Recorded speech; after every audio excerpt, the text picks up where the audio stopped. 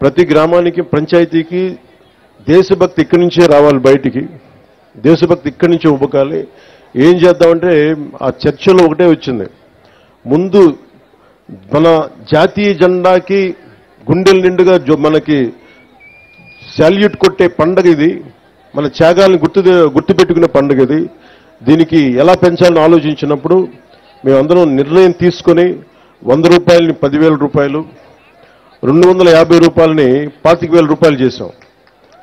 ఇప్పుడు దాకా ఎవరు చెయ్యడానికి ఆలోచన రాలా.